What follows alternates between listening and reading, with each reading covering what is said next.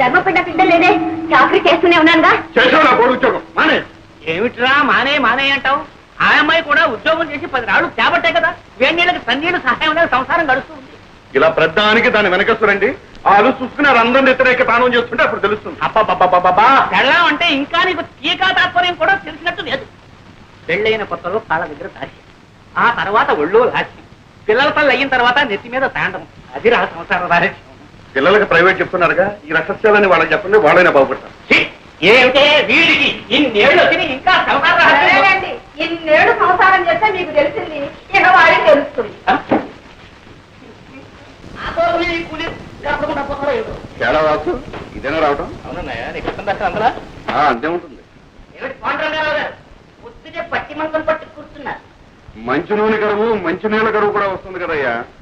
అందుకని పొట్ట చేత్తో పట్టుకుని ఈ పట్టి మంచాన్ని అతుక్కుపోతే తర్వాత పోయేటప్పుడు ఇట్లాగే తీసుకుపోతారని. ఏమిటా చిన్న అబ్బాయి అంటే తొందరగా వచ్చేసావు?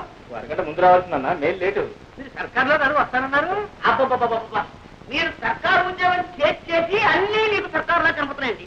వంటైనా సర్కారే, బస్సు అయినా సర్కారే, గుర్రమైనా సర్కారే, నేనైనా సర్కారే. అబ్బా, సర్కారు ఉద్యోగం అంటే పట్టి తప్పేస్తున్నావు. ఎంత తేలికైపోయిందో. అదేం లేదు.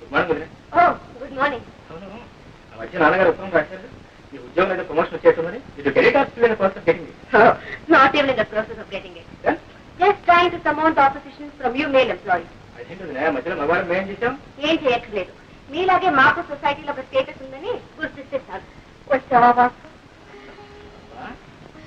మొదల్లో ఏం మార్పు వస్తాడు కనపట్లేదు. అది సరేలే, హోటల్ భోజనం సరిపడడం లేదా ఏమైనా ఇలా తిట్టిపోయావి? వాళ్ళు ఏం పెడితే మాత్రం నువ్వు పెట్టేటట్టుంది. ఏమో ధర్మరాజు, పరీక్షలు బాగా రాశారా?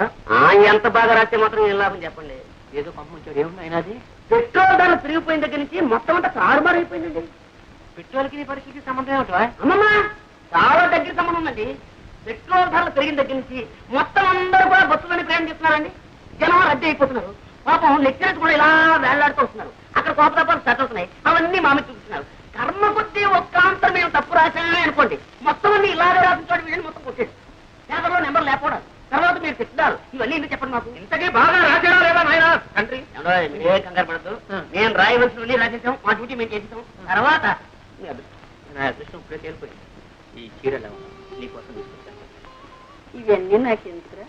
మరి ఏం కావాలో చెప్పాను. నువ్వు పెళ్లి చేసుకుని కోడని తీసుకురా నాయన. అప్పుడు ఎందుకమ్మా ఈ బరువు బాధ్యతలు?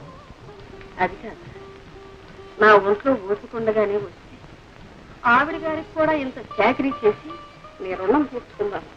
నీ బాధ నాకు అర్థం కాదు. ఎన్నాళ్ళు అంటే అన్నయ్య వదిన సంపాదన మీద ఆధారపడ్డాం కాబట్టి అన్నిటికీ సర్దుకుపోవాల్సి వచ్చింది. మనకు మంచి రోజులు వస్తున్నాయమ్మా. నేను రాజు కలిసి వ్యాపారం పెట్టబోతున్నాను. వ్యాపారమా? అందుకు మా వాడేందుకు పోయ్? అక్కడే ఉందని తిరగచ్చు. చూసారా, నేను వ్యాపారంలో గొప్ప తద్దమనని మా తాతయ్యకి పెద్ద నమ్మకం.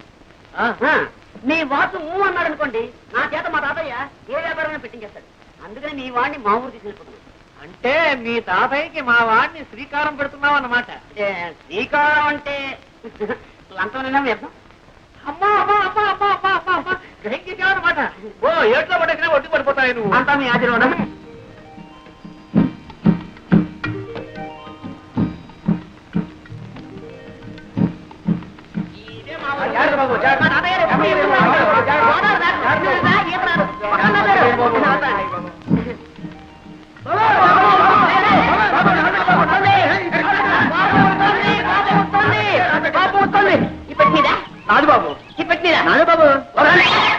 ఈ తాతయ్య గారు ఏదో బండి పంపిస్తారన్నా, మధ్యలో ఈ తగలడంటే పంపిస్తాను. గుర్రానికి తలిచేమో బాబు. నీ బండి ఎవడెత్తారా? తాతయ్య గారు బండి పంపరు బాబు. ఎవరు తాతయ్య గారు బండి పంపించారా? ఇప్పుడు అరే బాబే బాగున్నా? తాతయ్యడి నిద్రపోతున్నాడు మాట.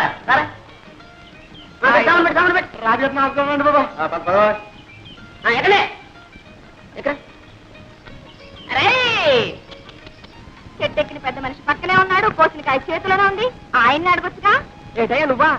అయ్యో రామా, నువ్వు చూస్తాడు తాత. ఎక్కడైనా దొంగని ఒప్పుకుంటాడేంటి? కనపట్టల్లా దొంగ కోళ్ళు వచ్చే రకం. ఏం పెద్ద మనిషి అయ్యా?